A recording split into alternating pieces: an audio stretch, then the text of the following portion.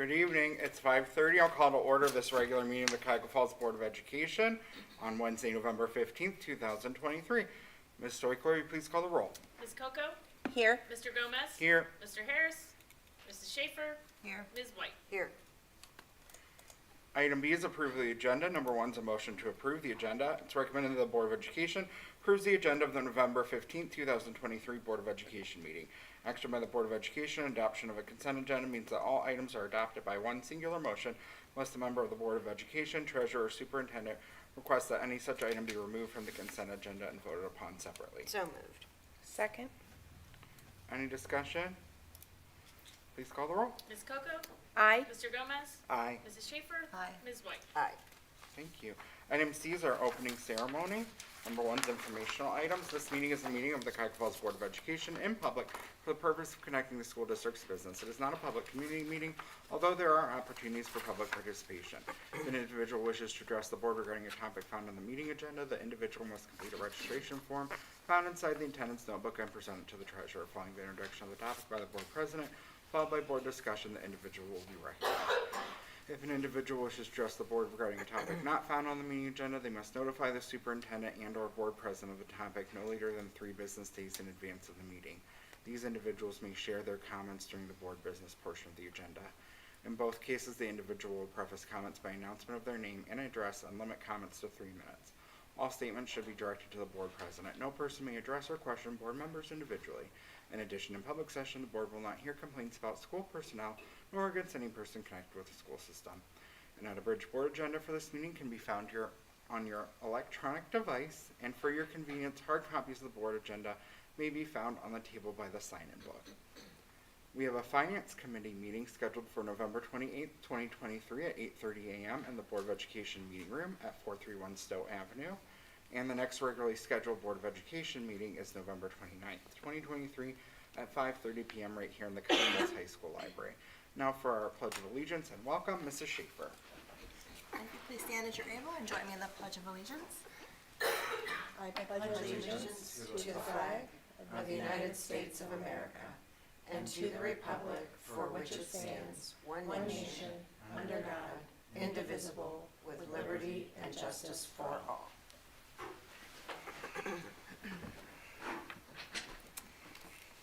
Welcome. Our vision, Cuyahoga Falls City Schools, the hub of our community, committed to a culture of caring.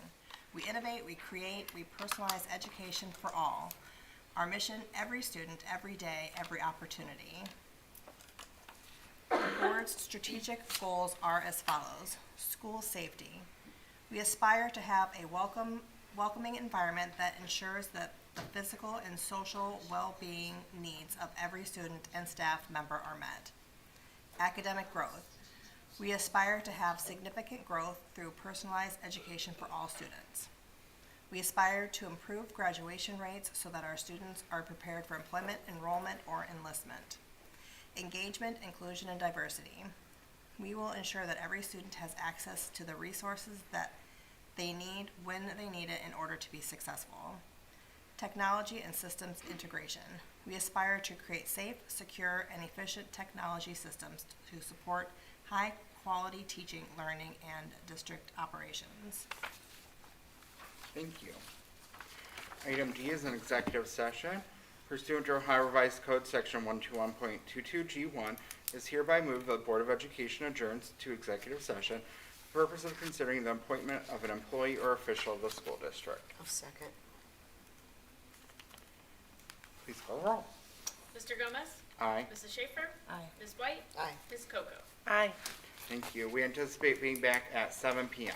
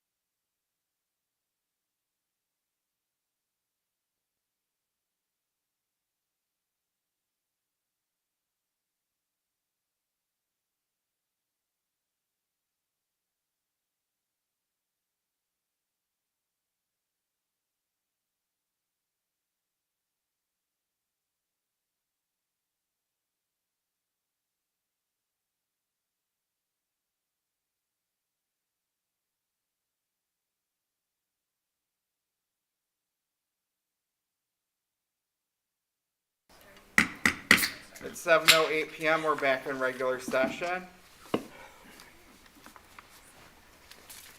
Item E, board business. Number 1, appointment of Cuyahoga Falls Library Board member. It's recommended the Board of Education appoints blank to the Cuyahoga Falls Library Board for the term January 1st, 2024 to December 31st, 2026. So moved. Second. The floor is open for nominations. I'd like to nominate Brian. I hope I get the name right. Van Swearingen? Sorry. Swear an engine together. Okay, Swearingen Engine. Are there any other nominations? Hearing none, Ms. Stoiko, will you please call the roll on the nomination of Brian Van Swearingen for the library board? Yes. Mrs. Schaefer? Aye. Ms. White? Aye. Ms. Coco? Aye. Mr. Gomez? Aye. Number 2, appointment of Cuyahoga Falls Parks and Recreation Board member. It's recommended the Board of Education appoints blank to the Cuyahoga Falls Parks and Recreation Board for a 6-year term commencing January 1st, 2024. So moved. Second. I'll open the floor to nominations. I'd like to nominate Marie Rourke.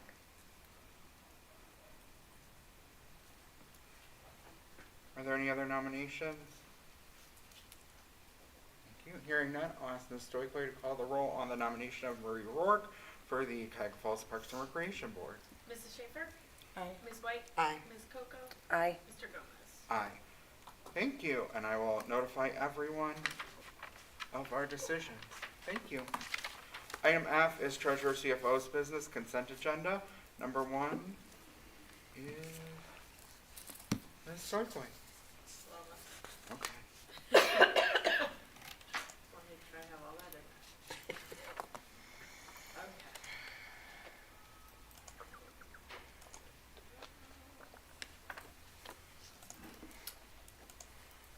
I'd like to recommend that the Board of Education approve all items listed in the treasurer's consent agenda. So moved. Second. Any discussion?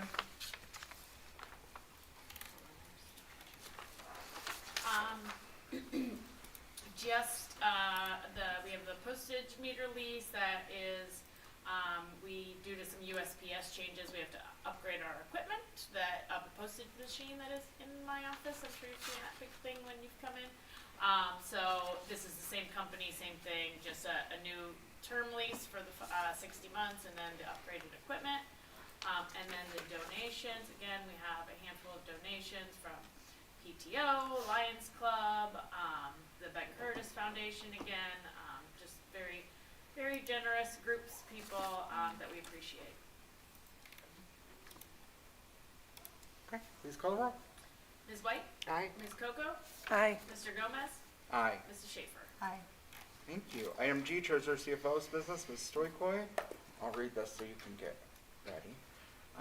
Number 1 is the 5-year forecast. It's recommended the Board of Education approves and accepts the 5-year forecast as presented by the Treasurer CFO. So moved. Second. Okay, and discussion, we will turn it over to Ms. Stoiko.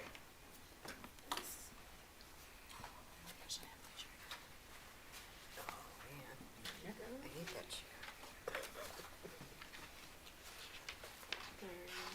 Oh, thank you. I have a chair. There you go. Thank you.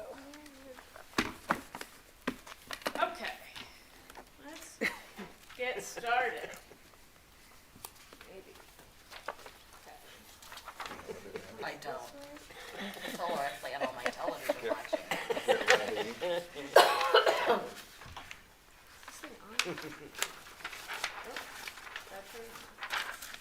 So today's, I'm sorry, Miss McClure, you're not gonna have any recommendations. No for watching television. No, this Oh. is an ode to Oh. Ellen McClure. Fantastic. That's great. Are you gonna sing it? Oh, that's a good picture. Before I look tired. This is an ode to Ellen McClure. My 5-year forecast is dedicated to you. Oh, that's so nice. It's Ellen's last meeting, It is. so You're just jealous. I am. But this is what Ellen says all the day. Every time we do something now, she's like, I won't be here. We were on a phone call day, and the person was like, when are you leaving? And I was like, tomorrow. So she's got one day to handle what we asked her to handle. Get that in.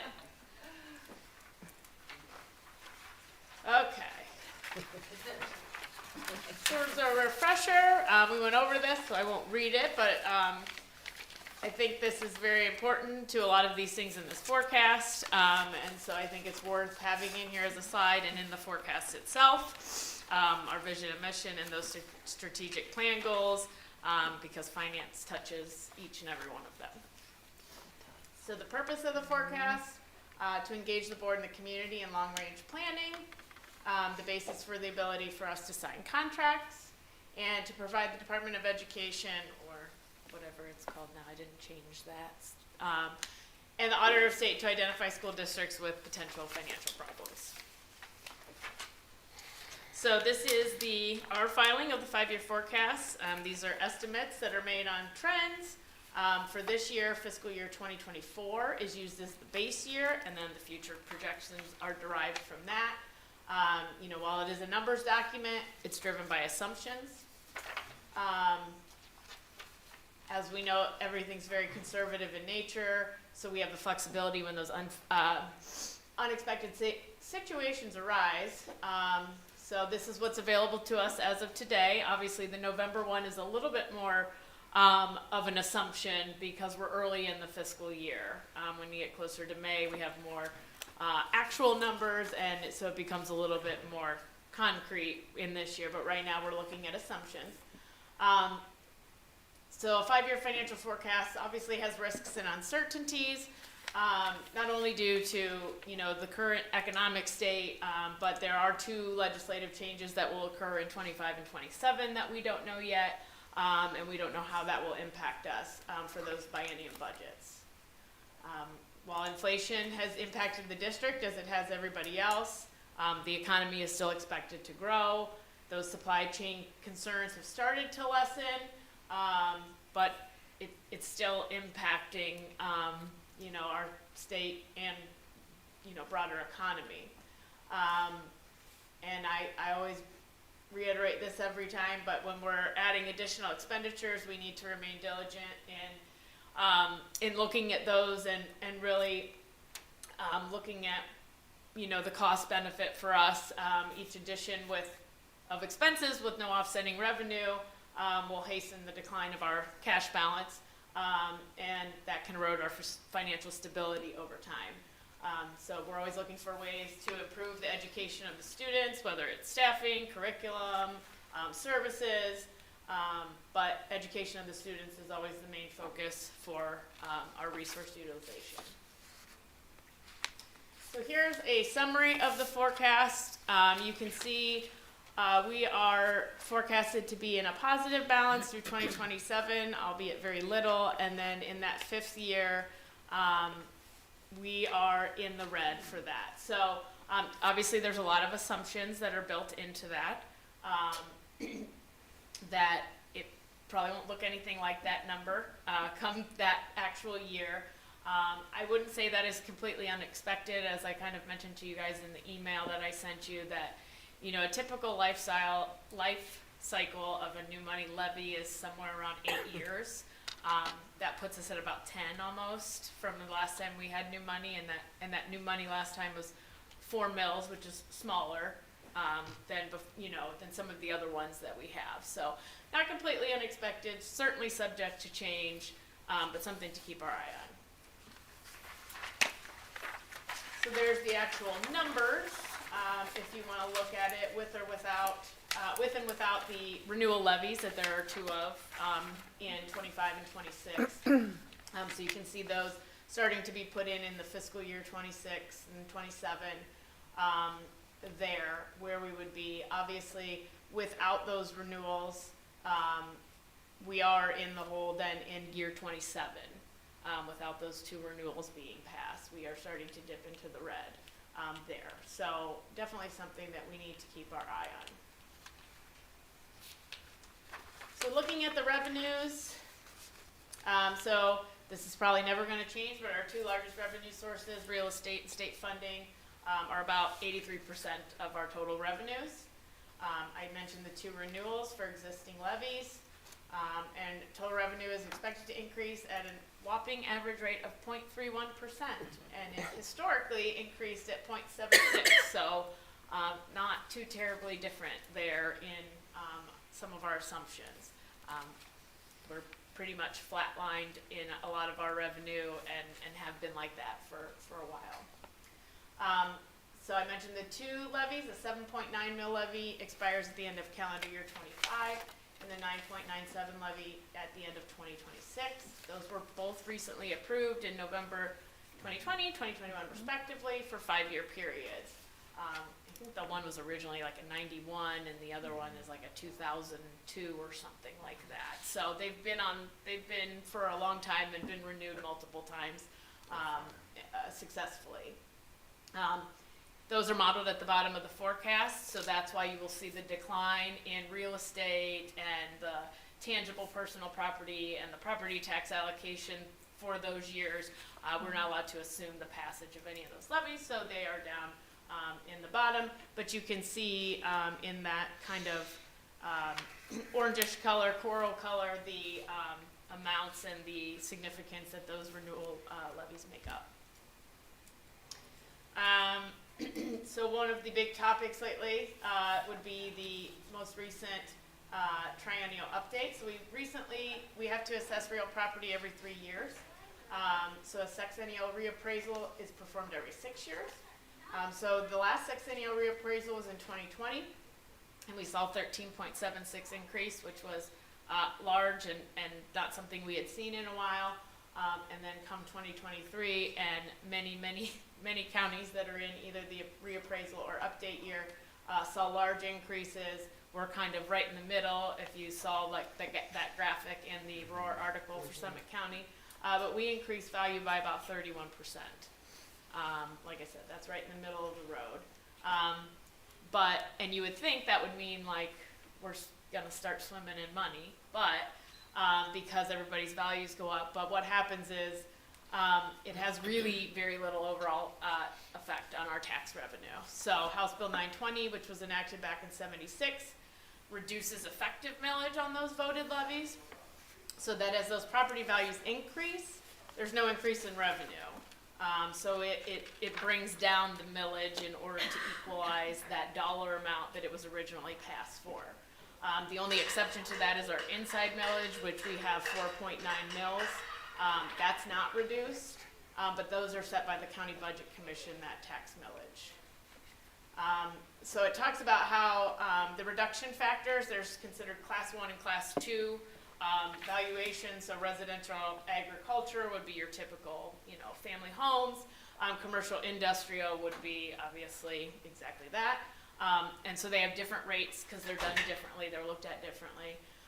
So the total district voted rate for all levies is 58.84. So that was what they were originally voted as. And the class 1 effective millage rate is 33.39 for those, and the class 2 is 48.67.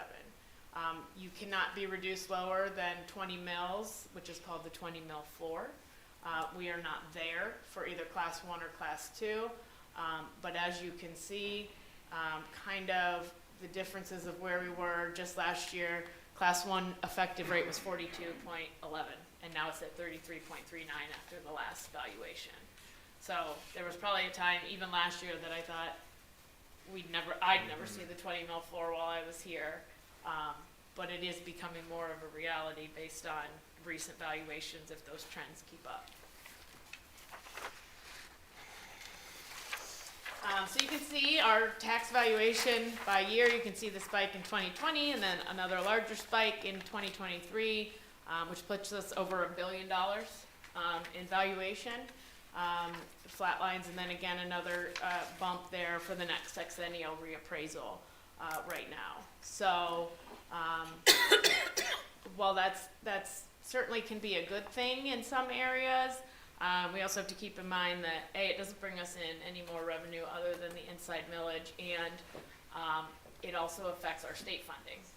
because we're looked at then as being wealthier the more the valuation we have.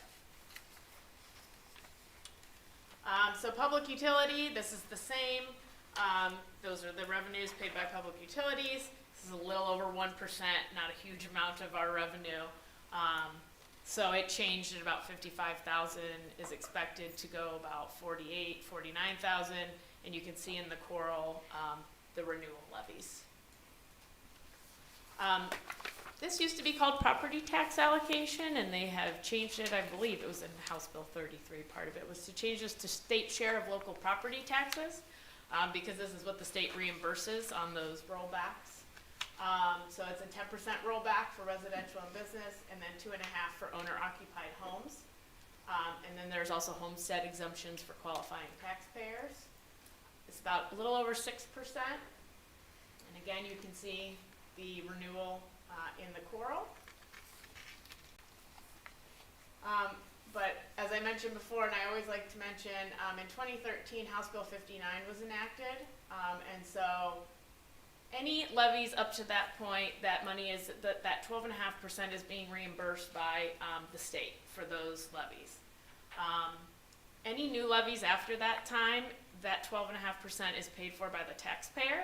If any of the levies that were previous to 2013 were to lapse, and we would have to put them on as new money, the taxpayers would be losing the benefit of that 12.5% being paid by the state. So that's important to know. It also changed the homestead exemption. It used to just be age, and it was pretty straightforward. So if you had a homestead exemption previous to 2013, you were legacied in. Those who become eligible after have to meet income qualifications. There are certain other aspects that can qualify you as well, but it becomes, that number has been decreasing, that homestead. It becomes more and more difficult for people to qualify for that. State funding, or unrestricted grants and aid. So our second largest source, about 24%. This also includes the proceeds from casino. So the state of Ohio has enjoyed economic growth over the past 3 years. The rainy day fund is at $3.7 billion, which is a record high. So while we're expecting those costs to continue, the state's economy has grown and did grow during even the pandemic and continues. So they should have no issue, even if a recession occurs, to continue to fund at the levels that they're funding, and continue the phase-in of the new school funding formula. That should not be an issue for the state. Just as a reminder, any student wellness and success funds that we received between fiscal year 2020 and 23 have to be expended by June 30th, 2025, or returned to ODE or DEW. Those were initially not classified as part of the general fund, so they're not included in this. Now, the wellness and success from last year and then this year that was received as part of the formula is in our state foundation payments and is included in the general fund. So speaking of fair school funding, this began in fiscal 22, made some significant changes. It's on a base cost with funding that's paid to the district where a student is enrolled to be educated, not necessarily where they're a resident. So there are no separate open enrollment payments that began in fiscal 2022. There are key factors, 4 key factors: student population and demographics, property valuation, as I mentioned, personal income of district residents, and historical funding.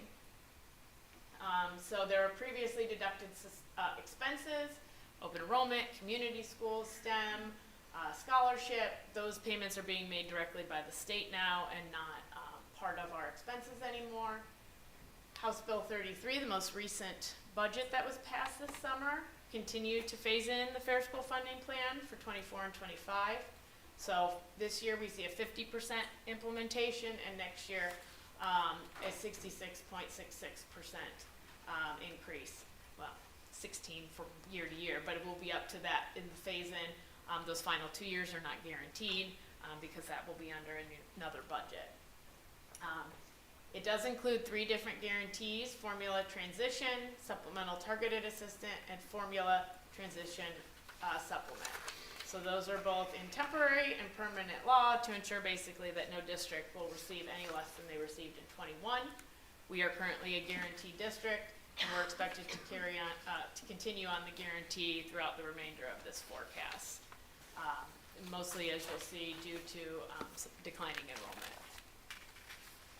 So, speaking of enrollment, as I said, district educated instead of resident district is now how it's being calculated. But you can see how our enrollment has certainly dipped. This year per ODE, we're at 3,853 FTEs, and 6 years ago we were at 4,607. So that's about 800 kids. That's a significant difference.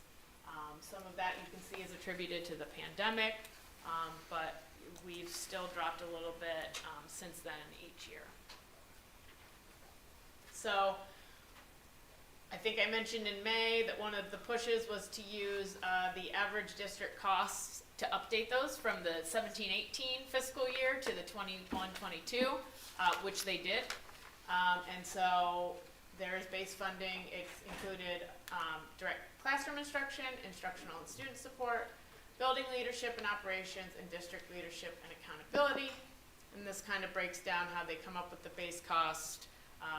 They set ratios of how many students at certain grade levels, how many teachers per number of students, how many people in your treasurer's office, how many principals, those kinds of things based on your enrollment. And so this is where we end up. Now you'll notice down at the bottom, you'll see a 3,988, which doesn't match the enrollment number that I showed you on the screen previously. What the Fair School Funding Plan does is it looks at your most recent year or the 3-year average, the previous 3 years average, whatever is higher. So for us, because we had some higher years, that is the 3-year average, and that you can see it kind of goes down a little bit as we get out. So we are actually being considered 3,988, but that's only because of the average. Capacity, so this is where I talked about property taxes and the valuation. So this is where the state share percentage calculation comes in. So the higher the district's ability to raise taxes based on local wealth, then the lower that state share percentage. So it is on not only valuation, which it used to be strictly on valuation, so it's good for that, but also on adjusted gross income and federal median income. It also uses the same thing. So 60% is valuation, so it uses a 3-year average, so it's not using that high valuation right now. We're still in that 3-year average, but a couple years out it will. 20% federal adjusted gross income, again, 3-year average or most recent, and 20% on federal median income as well. So then when those are calculated and added together, there's a total that's called the multiplier index, which ranges from 0% to 2.5%. So there's a spectrum there for all districts to fall on. So here's where we are at. You can see that total valuation, how it increases. Again, these are the averages. The enrollment is also the averages. You can see we're on the higher end towards the 2.5% for that median income capacity multiplier. So the very bottom line shows what they come up with our per pupil base cost, and then it takes all of this and it says you can support $5,427 of that, and we will give you $2,796 per student. And this is just a reiteration of those property values, so you can see those differences. So in addition to our regular state funding that's unrestricted, there's also restricted categories that have those state shares applied to those calculations. So House Bill 33, continued disadvantaged pupil impact aid and career tech. We've added restricted funds for gifted, English learners, and student wellness. And you can see the disadvantaged pupil impact aid is subject to the same phase-in that the rest of the funding formula is for the next 2 years. Catastrophic aid is also posted as a restricted revenue. That is for some of our more expensive special education students that maybe crossover, they set a threshold, a dollar amount, and if they're over them, we can submit those students for a reimbursement for a percentage of those costs. So the way they started this a few years ago was they made the pool bigger by kind of they basically take 10% from every district to come up with the pool of money. So that widened and enlarged the pool. So it increased the amount that people got back for catastrophic cost. But you had to take the flip side of, we also didn't have 10% taken off of our state funding in order to fund that before. But because it's restricted, you can see it has increased over the past few years. And then, as I said before, success and wellness is now considered restricted. Ours is at a little under 550,000. So here are the different unrestricted categorical state aid, so targeted assistance, capacity aid. So that's if your ADM is less than 88% of their total fiscal 2019 ADM. There's special education aid for the 6 different categories, and transportation aid.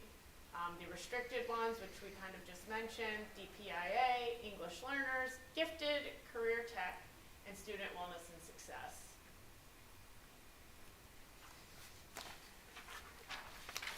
So here's what those kind of look like for us.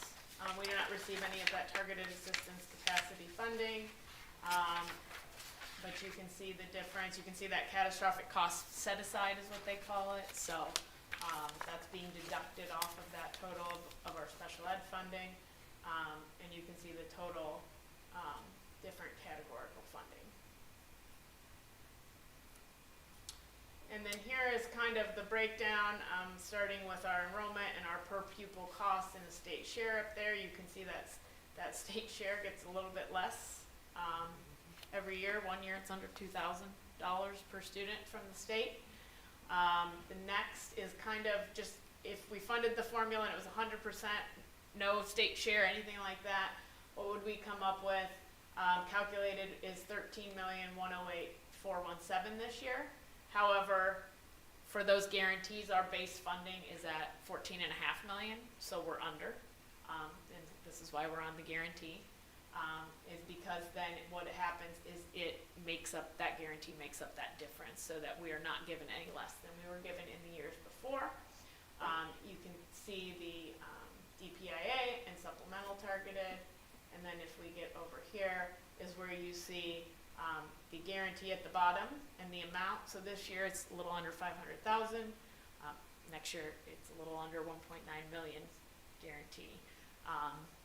And that number keeps increasing till you get to the last year, and then it kind of falls down a little bit. But that has to do with the valuations averages getting higher and our enrollment averages getting lower is the reason it's pushing us further on the guarantee.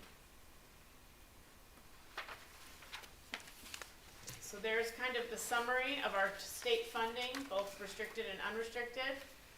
Plus we get casino revenue, some preschool funding, and special education transportation. So if you look at that, plus the restricted and the catastrophic cost, total state funding between these two categories is a little over 16 million. Doesn't really increase significantly. Some of those increases are mostly things, if you saw, are disadvantaged. Pupil impact aid was increasing due to the phase-in amounts, and so and some of the casino revenue is increasing a little bit. But other than that, we're expected to be on the guarantee.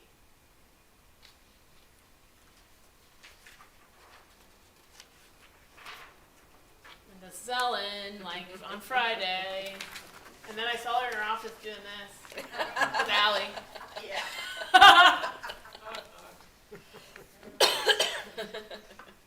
So all other operating revenues, so this is basically the catch-all for everything else that we haven't talked about.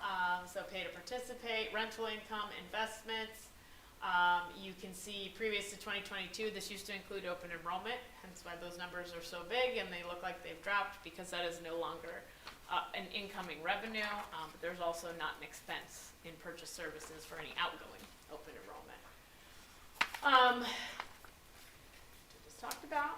So, you know, our interest took a hit kind of during the pandemic, but as you saw last year and this year so far, because of the Federal Reserve raising those rates, we were able to really see some significant increases to our interest. Those rates are supposed to increase again before December. So we watch those and we monitor those, and Red Tree does a good job to capitalize on those rates while we can. And so while it does place a little risk due to the inflation and things like that in local economy, you know, we're able to benefit because right now we do have a strong cash reserve. So this is a little over 6% of total revenues. Us. And other financing sources, transfers in, advances, refund of prior year. So the two main things here would be advances. As you know, at the end of every fiscal year, we can't have our federal grants that we don't receive reimbursement for until we've spent the money. We cannot be in the red in any of those funds at the end of the year, so the general fund advances them money to cover them, and then in July, at the beginning of the fiscal year, that money is returned to the general fund, and that's what you see here. Additionally, we have a couple programs where we employ the staff member for the 6 district compact, so Project Search and the special education coordinator, and so based on the students from those districts, there is a per pupil cost, and then those districts are billed for their students that are being serviced by either one of those individuals. We take the total cost of everything, and then we invoice them at the beginning of the following year for that. So that is the other big one that you see in here. You know what, Ellen? Yes, Christy. I'm not retiring, because I'm too legit to quit. And I'm a fighter, not a quitter. Okay? Yeah. Too legit to quit. Yeah. Wow. Okay? Yeah. That's what, I can't go. Who's gonna do that? All right, expenditures. So looking at our expenditures, salaries and benefits, probably will also not ever change, being our two largest expenditures. So it's about 77.5% total expenditures, which is pretty good. It's probably under the average actually there. So we do a good job of managing that. So historically, on average, that total expenditures increased 0.14%. Not something, again, you have to remember that there were expenses from purchase services that are no longer in there, open enrollment, scholarship, that were significant amounts. So that kind of skews that number a little bit. You can see the historical change for purchase services is a negative 836, and that's due to the fact that we no longer expense those, but we did. So the operating expenditures increased by an average of 4.09, a little over 4 annually, so it exceeds that whopping 3.31% for revenues. I mean, I don't know a forecast that's going to say that you'd have to have a lot of money to say that you believe your expenditures, you're going to bring in more revenue than your expenditures there. So the effects of the pandemic have lessened, but several supply chain concerns are still impacting us. So last year in June, we had a high of 9.1% inflation and fell to 3.4% this past August. So we had impacted areas, diesel fuel, utilities, building materials, those things. It's expected to continue this year, and it remains to be seen if those are kind of, just temporary things that happened over the last few years, or if those will continue, which could adversely impact us. So we continue to analyze and audit classroom sizes as well. If district enrollment continues to decline, we obviously are prepared and are monitoring our staffing and align staffing to enrollment. Good news is that labor relations have been good in the district with, we'll talk about that in a little bit, with both parties working for the best interests of the students. And hopefully that will continue and grow stronger as we move forward. Whoops.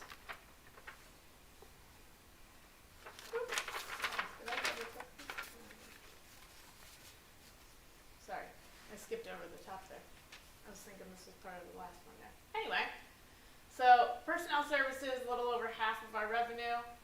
So in '21, we ratified agreements for a 3-year period to include base increases, wages of 1.5%, 2.5%, and 2.5% in those years respectively. And in addition, employees who had their step frozen during the 11-12 school year had it restored to them in the 2021 fiscal year. So this forecast reflects the most recent negotiated agreements, one that you will be voting on later tonight. Base increases of 2%, 3%, and 3% for 24, 25, and 26. And 24 also includes a step restoration for any of those employees who had their step frozen during the 12-13 year, and a one-time stipend payment for all staff based on their number of hours, basically, whether they're full or part-time, what their status is there. So the last 2 years of the forecast assume the inclusion and a 2% wage increase on the base salary. Those are not guaranteed. Those are just historically what the averages have been to show the impact to the forecast. So there's how it looks with the graph.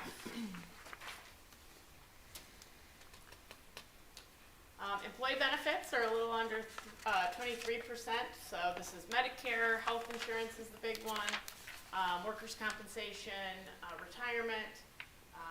This most recent negotiations, all 3 unions agreed to increase their co-pays and deductibles to further reduce costs in future years. The consortium continues to look for new opportunities and provide incentives for those trend increases. We've had a rough year. We're in the middle of another rough year. You recall we saw a 7.8% increase this year, starting in July, to our premiums.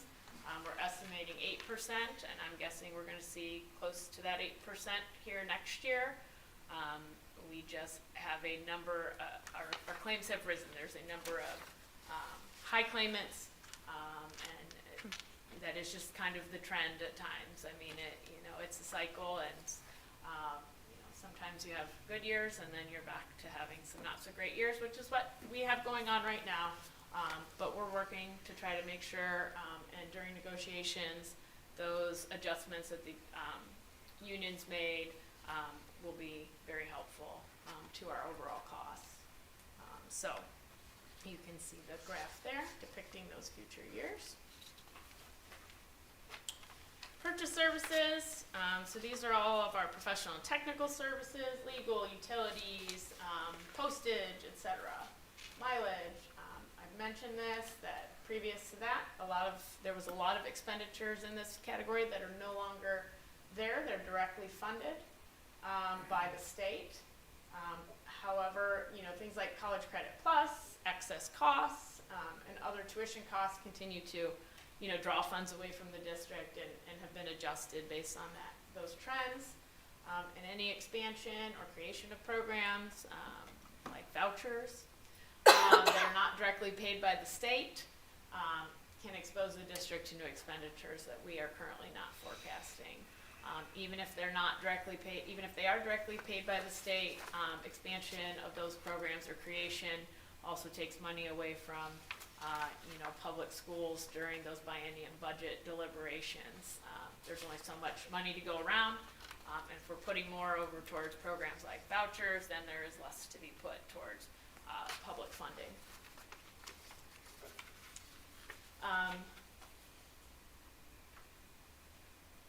This should not be on this slide, but we're going to talk about it. This should be under the employee benefits. I don't know how it got over here, but anyway. Due to one of the negotiated changes in the way we pay severances, there is a slight adjustment increase this year to account for severance for our CFEA and administrative and exempt employees being paid it's considered as a fringe benefit as opposed to a salary, because it will be directly paid. It will not run through payroll to an annuity company, which saves both the employee and the district money in a special plan. Should not be under purchase services, I apologize. Purchase services is a little under 13%. So you can see the decrease there same as we saw the decrease on the revenue for open enrollment.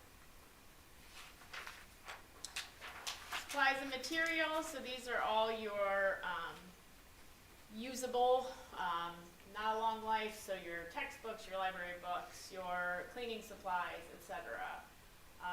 There are increases throughout the future years to account for current and future textbook adoptions. So if you recall, we were all given 3 rounds of ESSER funding, but the most recent, ESSER 3, which we've discussed and we do a few times a year, has to be spent by next September. Any ongoing costs of things that are not, we've paid for some social workers, we've paid for some literacy specialists, those will move back to the general fund after this year, I should say.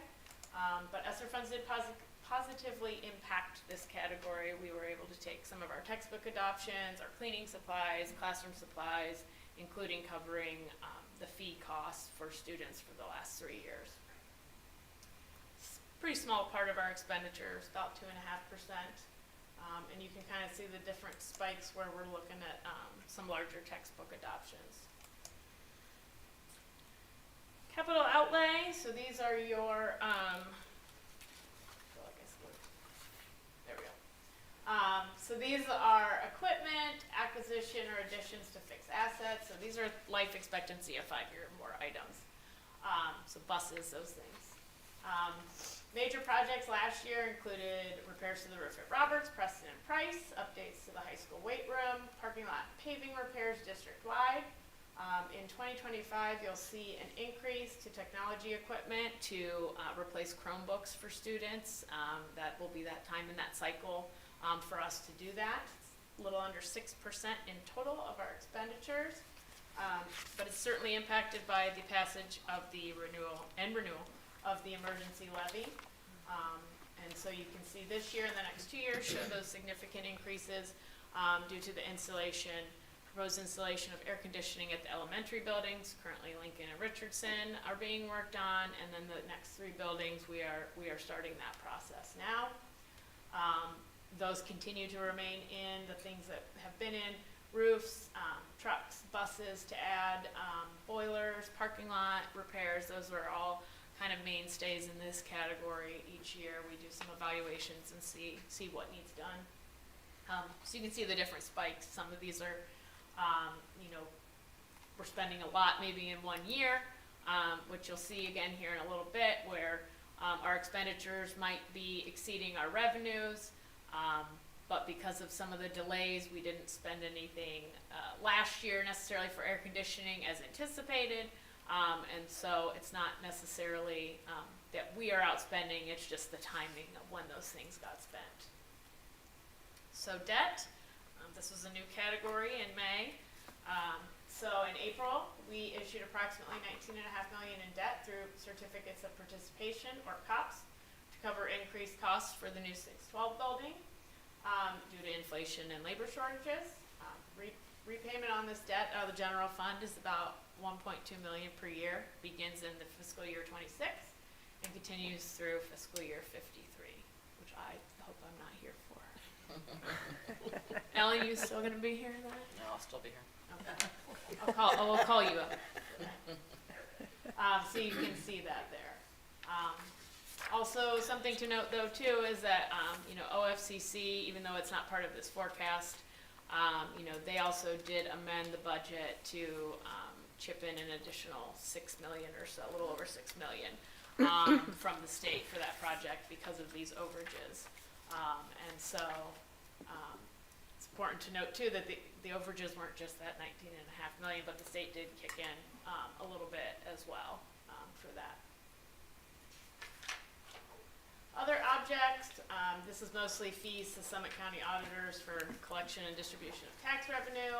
Our audit, when we have a renewal levy on the ballot, we have to pay for those election expenses. So in 25 and 26, you'll see those in there. Very small category, a little over 1%. It stays relatively flat for the most part. There's not a lot of activity there. And total other financing uses is basically the opposite. This is when when the money is expensed out at the end of the year to cover those grants or those funds that may be in the red. And so it's an in and out, they offset each other in succeeding fiscal years. One of the other things that's in here that I like to mention is that, especially now with the recent valuations, and we have seen an increase in this, is that taxpayers can file for reductions in property values, and if they get approved, they can be refunded those taxes previously paid. When that happens, in that year, a reduction to our tax proceeds is applied. So in the past, we monitor these, our attorneys kind of look at these. Starting in '22, we saw a significant increase. So part of that, I think, is twofold. One being the valuation changes that started coming out in 2020 and now in 2023 year. And there was new legislation, and it restricted our ability to challenge the appeals that we used to be able to do before. So we are not allowed to file residential and agricultural complaints. We used to be. We rarely did, unless it was a significant amount of money. Mostly we were looking at companies and things like businesses. It permits us to file commercial complaints only when the property was sold the year before the tax year for which the complaint is filed, and the sale price was at least 10% and $500,000 more than the auditor's value. So that $500,000 values for tax year '22. I'm not sure if they've come out with what '23 was with all the changes. They're going to be indexed to inflation, so it may be significantly more. We have to, but in order to do that, we have to provide a notice and pass a resolution in public, for each parcel, with the notice going to the tax address. And we have to give them at least 7 days in advance when we plan to vote on a resolution authorizing a valuation change. We can also don't get notice for counter complaints. So we used to get a notice when a complaint was filed in order to file a counter complaint. Now we no longer get that notice, but we have to file within 30 days of any complaint. So we basically have to just kind of peruse that ourselves. However, they will still receive notices of our complaints, property owners, if we choose to, and have 30 days to file a counter complaint. We cannot enter into settlement agreements, which typically happened, where we would agree on an average of something or a middle ground. We can't do that, and say, we'll pay you flat out for this 1 year, and then going forward, we'll do this. Can't do that. If it's not decided in a year, it's got to be dismissed, Board of Revisions. And we cannot file an appeal, where we used to be able to go to the Board of Tax Appeals. We cannot anymore. On that note, Ellen, I've pegged you for a quitter. No one loves a quitter. Okay? Just so you know, when you walk out the door tomorrow. Okay. So, revenues over expenditures, we've talked about. Good sense of fiscal health. Positive number indicates that we spent within revenue. Negative number, expenditures exceeded the revenue, which results in a reduction to any surplus. So it should never be negative. That's the goal. Not always possible. That's the goal. So if you look in May at the top, that's where we were with the May forecast. And if you see down here at the bottom, where we are with this year's November forecast, excuse me. So you can see it's changed slightly. Some years, just depending on the pace at which things are going over the next 3 years, especially for the air conditioning. So you can see it was 1.5 million over expenditures over. Now we're looking at 2.6 this year. However, the following year we were at about 4.2, and then we're down to about 3.3 in 25. And then you can see it gets more and more as years go out. In those later years, it's not uncommon, as we saw up even in May. And in these couple years, it really is due to the fact you can see we carried over 4 million at the end of last year, and that's really because we had some waiting. We weren't able to start those air conditioning projects that we anticipated to spend in 23. And so if you look at those 2 years combined, then we're at a positive result. That is a big piece of it, but it is still something that we need to take a look at and make sure we keep our eye on. So the average district in Summit County, based on the 22 fiscal year, has about a 36% cash carryover. We, even with our cash balance, which is fairly decent, are still the 6th lowest in the county with a little under 30%. ODE recommends 60 days, industry standard is 25. So right now, we're still in that improved cash position, but we need to, make sure we maintain establishing that healthy carryover. So these are the fund balances from May to November and our cash carryover position. So if you look at the top, kind of where we were, there is a difference, and some of that has to do with the way the negotiated agreements were done. We have a one-time payment this year that is not in future years, and so some of it has to do with that. Obviously, as we get out and some of our insurance things, we're predicting 8%, which is pretty close to what it was last year. But there's a lot of unknowns in those future years. So if you look down here, you can see where we're at. Our projected cash carryover at the end of last year, it was about 35%. We dipped down to about 28, and then it goes down until obviously we're in the red in that final year, and you can see where what the 60-day number is, and then what the 25% is there. So 25, we're dipping under that 25% is where we start that. That's a healthy carryover, but still 22 is not that far off. It's when we get out to 26 and things, we're starting to drop off there. Here's a good graphic. So these are the calendar days cash on hand. So an average of what we spend on a day is calculated based on this. So you can see we ended last year with 127 days cash on hand, which is good. This year we're expected 103, still good. 82, 44, but you can see by the time we get to 27, we're at about 4 days, which probably is not going to get us to, a July 10th payroll at that rate. And then we are in the hole about 37 days at the end there. Congratulations, Ellen. This is Ellen. This is Ellen. This is what I have to say about it. Leave. Nobody likes you here. She's been saying that for a really long time. Sorry I couldn't provide you with any TV watching, but I think you have some time on your hands to figure it out yourself. I will. I'm busy. I'm working. I'll find something for you to watch. I've also included a copy of the forecast, that state funding kind of breakdown more, and then the new one that they provided us this year, which kind of shows that enrollment trends and things, which I thought was pretty neat to look at. It's kind of based on our EMIS at the end of last year and what it was as of like October, I believe those numbers were pulled from. So, any questions? I guess my question would be, as we're looking out in the forecast and how long it's been since we've put a new money levy on, and I don't know if this is a question to answer now, as we look ahead, I know there's a lot of unknowns between now and then, but where do you foresee us possibly having to do that in the future?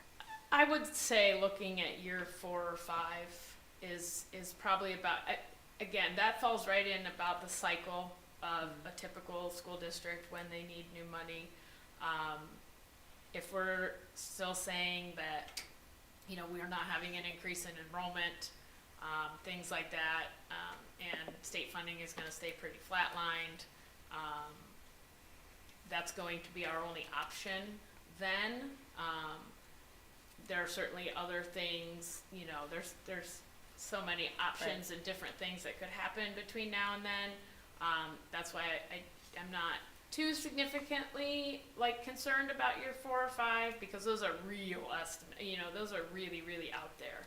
And so many different things can change, and we'll be in a new building, and, you know, there's so many things there, you know, the potential for the buildings that are left, and, you know, what we do with this building, or what we do with Robert, you know, so there's a lot of things there. But I would say about that time is certainly, you know, without a significant change, either influx of money or somewhere of a reduction in cost, which I don't really anticipate a huge reduction in cost. But without a significant revenue stream, I think that's probably gonna be about where, I mean, it's about 10 years, so we were able to do those four mills, for about 10 years then, which is pretty good, given that, you know, Right. at the time, the 4 mills was based on a very smaller valuation, and so it wasn't it's not a huge amount of money that comes in. It was definitely needed. It was a very smart idea when the board did that to, you know, put that with the building bond issue and combine it. That it's certainly helped, as you can see, and gotten us out further even to that point. So it is certainly something, and you're gonna have to weigh it with the fact that there are 2 renewals. Right. And that 4 mil levy is gonna be probably, I think it's in 29, cause it was a 10-year. So, I mean, there's a lot of variables in the air with that kind of stuff. That's one thing that I made note of, is that next year, it's really the year we should talk about our plan for those next 2 renewals coming up, because it's good to start planning a year out, because first one hits in 2025. So I next actually year- made a note of that myself. Yeah, that so need to do we should that, really so spend some that's- time on that next year, and then in December, we'll get the equalized numbers on, it's supposed to be December from the fiscal officer, on what the effective millages are, and then we can start trying to educate our community on that piece, once they start to get their tax bills, and then try to educate them on that effective millage toward, and how we're not getting more, because we'll get those numbers in, because there was an increase passed countywide, just in November, and people are gonna think that it's because of us, and we're getting Right. that money, but that increase is for the DD board, it's not coming to us, but anytime there's an increase in people's property taxes, they think it's going to the school district. And there's a lot of different bills floating around at the state level about this impact to the property taxpayer for some of these valuation changes, and how to combat that so it's not such a burden on the taxpayer. So there's talk about 3-year averages, I know has been introduced. People have talked about moving, it wouldn't really affect us right now, but moving that 20 mil floor to be a lower number. So there's a lot of things too that are, you know, unknown, but it's quite a topic at the state level, property taxes and the increase in valuations across the state. I just want to say that we've been, as a district, been able to go this long without, and the forecast of being able to go out further without asking for new money is a testament to you and being able to manage our fiscal responsibility. And so thank you, because especially during a time where we have increase in costs and everything that's happened in our economy during this time. So Thank you. I mean, it really does help that the board is involved and knows, you know, what I'm talking, and listens. I mean, that's really a big piece of it, and tries to understand. And then, you know, the team that I work with within central office and stuff is also very cognizant of, you know, Ellen was here when there was no money. You know, so, and there's quite a few people that, you know, they remember that, and I certainly know everyone's had their other experiences in other districts as well, so, you know, it's really a team effort there, to make sure we stay in line where we need to. Any other questions or comments from the board? I'll call the roll while you make your way back. Ms. Coco? I Mrs. Schaefer? Aye. Ms. White? Aye. I vote aye. Thank you. Any other comments tonight, Ms.? No, I think we're wrapped. Item H is board business. Number 1, negotiating agreement, Service Employees International Union. It's recommended the Board of Education approves the negotiated agreement between the Cuyahoga Falls City School District Board of Education and the Service Employees International Union effective July 1st, 2023 through June 30th, 2026. So moved. Second. Any discussion? Just happy, this is our last of our 3 unions to resolve, and we're happy Yes. to have them all under our belt. Fantastic. As is Mrs. McClure, Who was the first and second, sorry? Mrs. White, and then Mrs. Schaefer. Sure. Please call the roll. Mr. Gomez? Aye. Mrs. Schaefer? Aye. Ms. White? Aye. Ms. Coco? Aye. Thank you. Item I, Superintendent CEO's business, Mrs. McClure this evening. It is recommended that the Board of Education approve all the items listed in the superintendent's business consent agenda. So moved. Second. Any discussion? We have our administrative handbook, so that is another step. After our 3 unions, we now have our administrative handbook to be approved. I think we did good work on that.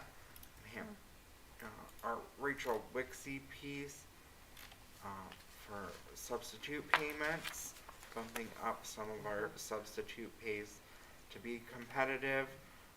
And then our E-rate funding, that comes out of the technology department. It's up for renewal with the same company.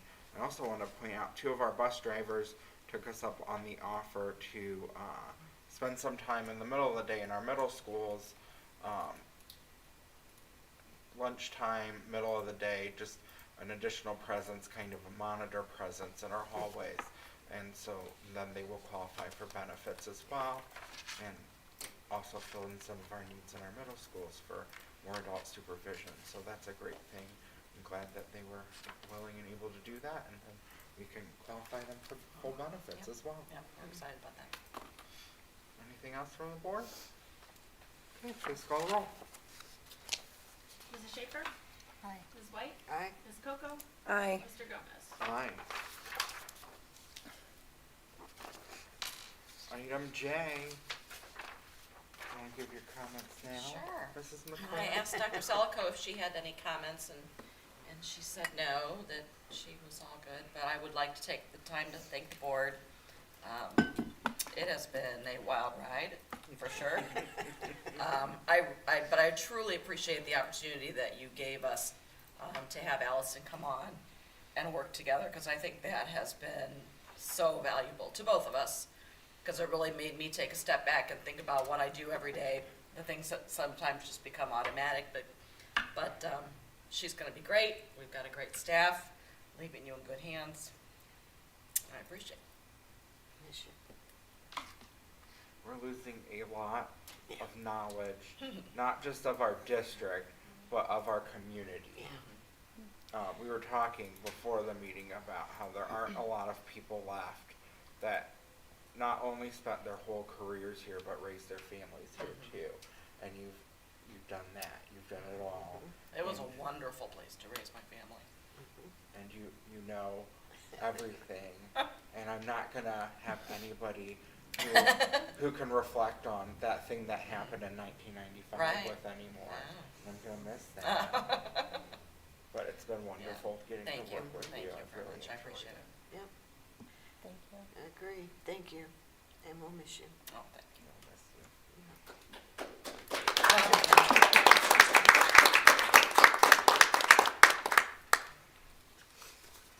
Item K is board business. Number 1 is a proclamation, Ohio Public Education Appreciation Week. It's recommended the Board of Education approves the proclamation declaring November 13th through 17th, 2023 as the observance of Ohio Public Education Appreciation Week. So moved. Second. I'm going to read it, because it's pretty brief. Whereas public education is established in the Ohio Constitution, which provides that the state will secure a thorough and efficient system of common schools throughout the state, thus demonstrating the commitment of Ohio citizens to make provisions for students to obtain a public education, and whereas public schools equip young Ohioans with both practical skills and broader intellectual abilities, giving them hope for and access to a productive future, and whereas public schools are community linchpins, bringing together adults and children, educators and volunteers, business leaders, and elected officials in a common enterprise, and whereas Ohio Public Education Appreciation Week celebrates public education, honoring individuals who make a difference in ensuring every child receives a quality education, and recognizing the importance public education has in our community. Now therefore, we serving as the Cuyahoga Falls City School District Board of Education do hereby proclaim November 13th through 17th, 2023 as the observance of Ohio Public Education Appreciation Week. Please call the roll. Mrs. Schaefer? Aye. Ms. White? Aye. Ms. Coco? Aye. Mr. Gomez? Aye. Number 2 is board meeting schedule. This is just to get the draft out there. We don't vote until the organizational meeting. We do need to, by at least the December meeting, set the date for the organizational meeting. None of this is set in stone. This is very rough draft. So this is just the opportunity to get it out there. And then we also got a very rough, not very rough, but a rough draft of the school calendar for next year. It's still getting feedback from our unions, and then we have to get the 30-day feedback from our community as well. So take the two together, give me some feedback, and then we will work on this, but especially focus on that organizational meeting to date so that we can get that set and noticed, and we will continue to finesse this. Okay. Number 3, board retreat. Dr. Selico had mentioned some dates when Deborah would be available if we wanted Deborah to moderate our retreat again. That would be April 13th or later. Is that the route we want to go again? And do we want to do a Saturday, or do we want to do 2 half days? What are folks' preferences? I'd rather do 2 half days than a Saturday. Saturday weekends are family. Not like they can't see me anytime, but it just, but I don't care. I Yeah, won't. I would do it either way. If we did half days, if we could do it like, the last time, I think we did an evening and then came back the next morning. Evening and morning. That would work to do it that way. But I'm fine with either. Yeah, either would be fine for me. Do you want to, everyone want to bring Deborah back? Choose good. Yeah. And do we want to do, we talked about, do we want to have a cabinet this time? Or do we want just the 7 of us? We had talked about both. Do you want to think about it? Yeah, I don't Yes. care. It's fine. Either I mean, way. I think really we need to, like, what is our goal of this retreat would Mhm. probably decide whether or not we want to have cabinet there or not. Okay. Got it.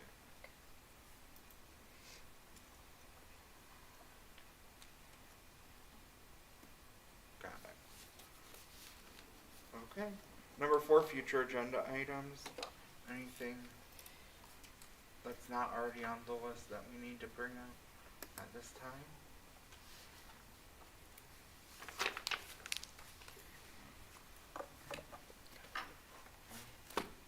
Okay. Number 6, committee reports. Core team, did you have a meeting? We did a couple weeks ago. We are meeting tomorrow. So it was mostly an update on what was being done, and it's. No, tomorrow got canceled. That's right, it did. I'm sorry, I almost forgot. I'd be sure. No, yeah, you're right. But at any rate, it was mostly what they have done. The water line is complete, and should be all complete, the punch list complete by the end of the year. They talk about building 1 and parts 3 and 5, the framing, it's getting started, the masonry work is complete, and they're focusing on the gyms, the walls for the office are coming. There's a steel erection wrapping up details on building 2, and the pack will be going up soon in gym in building 2. Building 3 and Area 4. I know, this is really, I know, exciting stuff, but it, you know, gyms are going up, and the exterior framing, was the last bit, will be next month, and then the closing of the building, and the window will be, openings will be closed in soon. Then the framing of the 3rd floor will begin, and the ramp up electricians, plumbing, roofers, and data cabling start will be later, and last of all, of course, the infrastructure. And then the coordination, the gas is coming, and so on. Things like road widening, that's on hold because of the traffic light signal. Having a little trouble with that, but they'll work it out. And then some of the permits for the change order for the signalization, that's the traffic signal again. And I think that's really about where we are. They are on track, as they always say. They are right on time and right on track. Okay. So I hope that, I know I'm not very good with all the electrical plumbing and all that stuff, but I try. Thank you. I know. Athletics and Activity Council, Mr. Schaefer. Thank you. We had the fall sports recap at our Athletics and Activity Council meeting. I'll just kind of briefly go over that. Football, 2 and 7. Volleyball, 4 and 18. They were 2 and 12 in the Suburban League. They finished 7th in the league. Boys soccer, 5, 9, and 1. They are 1, 5, and 1 in the Suburban League. Finished 7th in the league. Girls soccer, 2, 14, and 1, 0, 6, and 1 in the Suburban League. They tied for 7th in the league also. They lost 1-0 in the playoff game. So that was. So boys cross country finished 6th in the Suburban League, and Wyatt Albright, first thank you. It's hard for my mouth.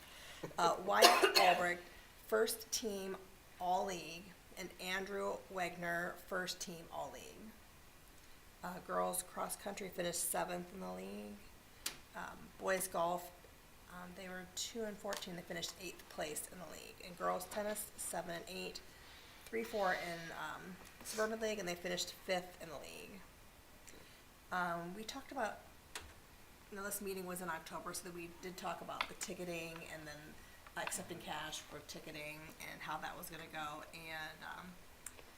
And we talked about the middle school and high school attendance at games and like what we could do to maybe make things run a little bit more smoothly. And some of like the new rules and policies that they have implemented and are thinking about implementing. We did talk about in the new stadium about the concession stand, the visitors side concessions stand, and with restroom, and then the digital scoreboard. They were talking about ways that they could maybe still get that with donations and things like that. And I think the there's a scoreboard a go now. Okay, so this was in October, and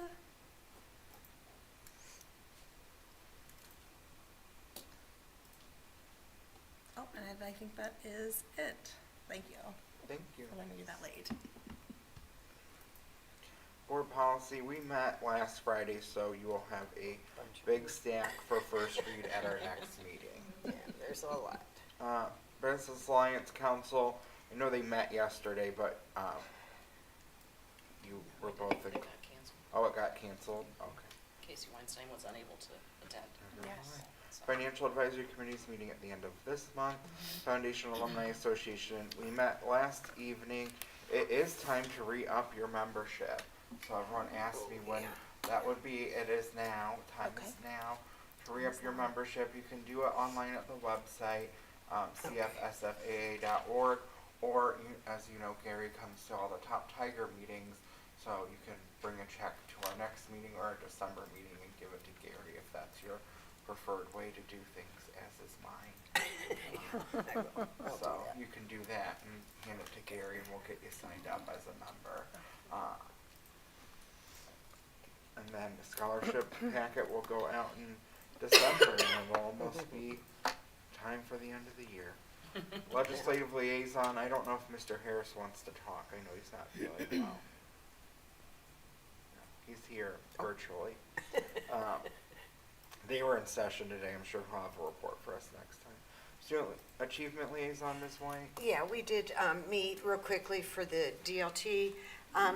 They met and they just went over teacher clarity, kind of what they did for the professional development days, just some exercises and things like that. But we also, the gifted team met, and I don't know if I talked about that yet, but the gifted, we are done meeting and we are going to come up with a recommendation, and that is on the board. But some of the things that we kind of liked, I just wanted to point out, some of the things that we said were to try to encourage all high school students to try access AP courses, to get out the word to parents, maybe have parent meetings, things like that, that we felt were important. Maybe in the 8th grade having, although it might be kind of hard to have a English course that's in between like 9th and regular 8th grade. We're not sure how that would look, but at any rate, those were some of the things that we went through, and there are 3 phases. One would be hiring just one GIS elementary, that's a gifted instructor, coordinator for the elementary schools. Phase 3 would be adding 2, which of course would cost more money. So we have to look and see what we can do and what, money is available and so on. But there were some really interesting ideas that the parents and other people came up with. So just, what can we do for enrichment opportunities, looking at things like that and so on. So it will be coming as a presentation soon. So, yeah, I think that's everything pretty much.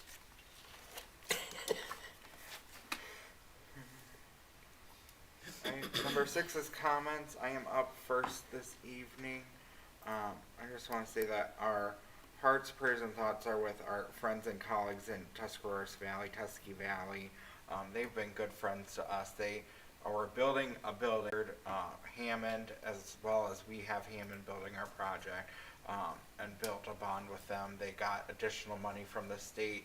We got additional money from the state. We were on that journey together. And just a few weeks ago, actually, Dr. Selica was on the phone with their superintendent talking about chairs and furniture because they're a little bit ahead. They opened their new 712 building this fall, and she was quizzing him about different furniture in their building. So we were just intertwined with them, and Sally Green and I, she's to be our OSBA president. She's the reason why they were coming to visit. She and I have been friends for many years now and worked together on many initiatives, and watching their vigil last night was just absolutely devastating, and I can't imagine what that community is going through so close to us, just down the road really, and everyone in Cuyahoga Falls is with them. And I reached out to Sally last night just to let her know that everyone here in Cuyahoga Falls is on their side, and if there's ever anything we can do in a time when it feels like there's nothing you can do, that we are here, and that at a drop of a dime we will be there for them. So, and better news, I was able to stop by our middle school bonfire. It was a combined bonfire because our PTOs are really trying to bring our communities together, our Billick people and our Roberts people, because our 6th graders are going to be in that building together as 8th graders, and our 7th and 8th graders are going to be in high school either here and as well as in the new building together, so they're trying to get them together, and it was a really great night. They did a phenomenal job, and even the mayor stopped by, so that was great. Ms. Hausman and Dr. Selico and I were able to do a walk through Lincoln. So that was exciting, cause you know my nephews go there, but, they were studious. But it was great to see that building in operation, so it was enjoyable. And then last Friday I stopped by our fall play, and they did a phenomenal job. It was really spectacular. It was the story of, it was Peter and the Starcatcher, which is the story of how Peter Pan becomes Peter Pan. And I had never seen it before, and just phenomenal. And what Renee Mahaloff does, just, because like even when the kids are in the back, and they're not like the main actor, just like the scene acting they do in the back is so good, because she's so talented in working with these kids, and they just create such a passion. So what a phenomenal program she runs.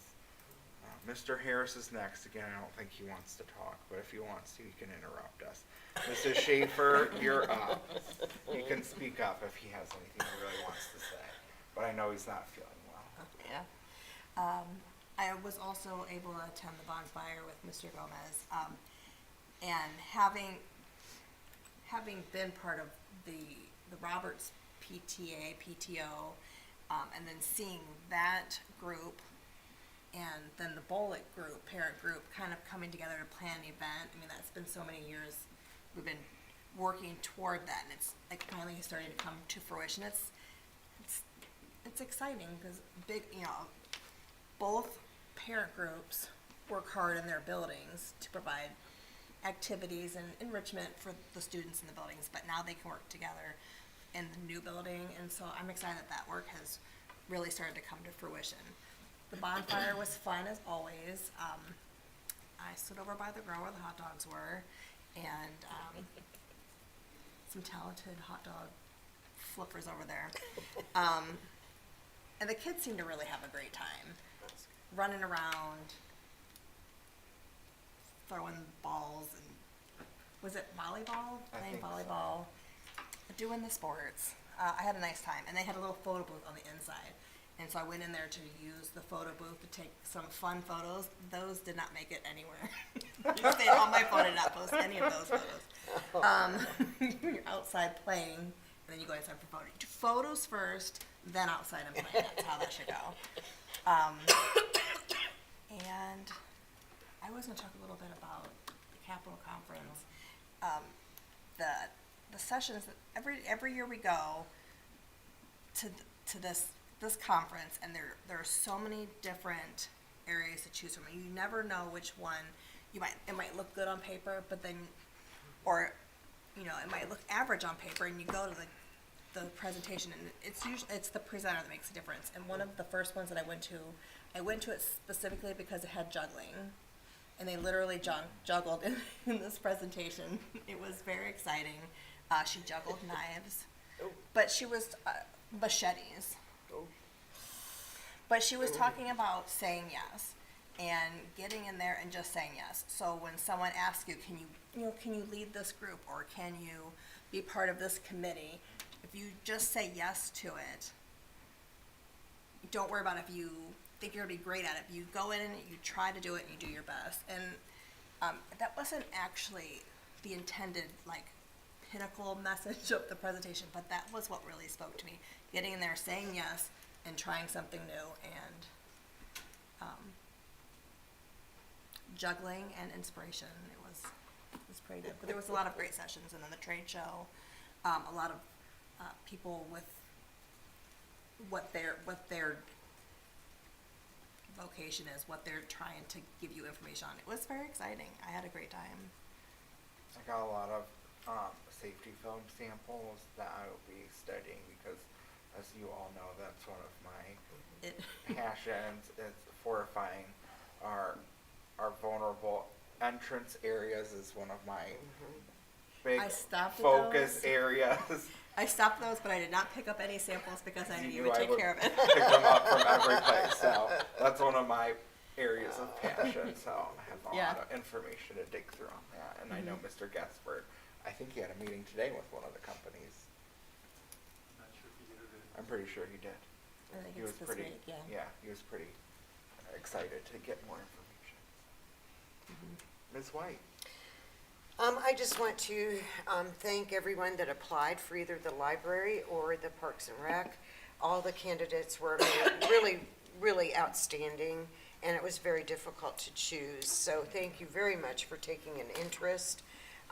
Like me, I think they all mentioned public service, and to me, that just warms in my heart to hear that people do want to give back. I just want to also congratulate Ellen again, thanks, too. Patty. And I don't have an article. That'll come back next week. I knew it would be too long tonight, but I will be reading again next week. So that's all I have. Ms. Coco? Yeah, I'll keep it short and sweet. Yes, congratulations on your retirement, Ellen. I have to admit, I know I haven't known you as long as some of the people up here, and I used to be a little scared of you, honestly, before I got to know you. I was, But Joe like that. yes. I was telling Allison Bogdan that, that's what she needs to develop is good, healthy fear.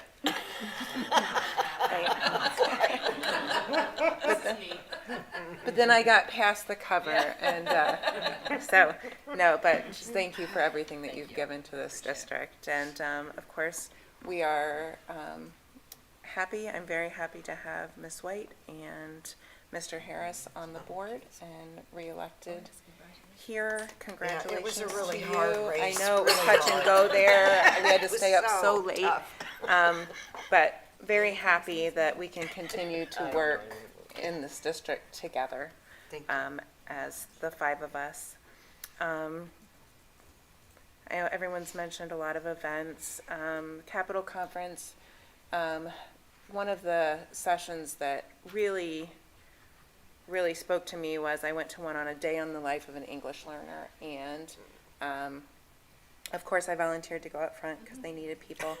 And the presenter actually spoke in Mandarin, and I was a student along with someone else. We were students trying to do a craft, but she was speaking in Mandarin the entire time.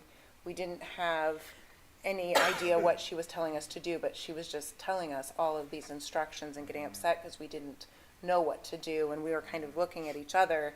And it really, to think about that we have a lot of students in our district that are English learners that all day for 7 hours they are having to try to figure out what someone is saying to them is it was a very good session, and there was a lot of other things that went into it. Dr. Selico was there, and Ms. Hausman was there as well, Mrs. Hausman. So they will, I know, have brought a lot back from that session.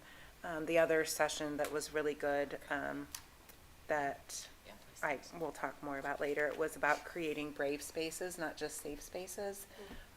We talk a lot about having spaces where people feel welcome and invited and comfortable, which is wonderful. But are we creating an environment where they also feel safe to share so that we can grow with each other with ideas? Not everyone thinks the same. So if they're not brave enough to speak up, are we going to grow if everyone's just feeling safe and sitting there? We need to be able to have brave spaces that we can, learn from each other. So, and then lastly, of course, Tusky Valley, there are no words, but you're in our thoughts and prayers, and every time we send our students out or our kids out or our family out, just tell them you love them, and we are there for them for whatever they need. So that's all. Item L, executive session, number 1, executive session pursuant to Ohio Revised Code, section 121.22G1. It is hereby moved that the board adjourns to executive session for the purpose to consider the employment and compensation of a public employee or official. I'll second. And there'll be no action after this, so we'll end the broadcasting and recording once we take the roll. Please call the roll. Ms. White? Aye. Ms. Coco? Aye. Mr. Gomez? Aye. Mrs. Schaefer? Aye. An executive session at 8:37.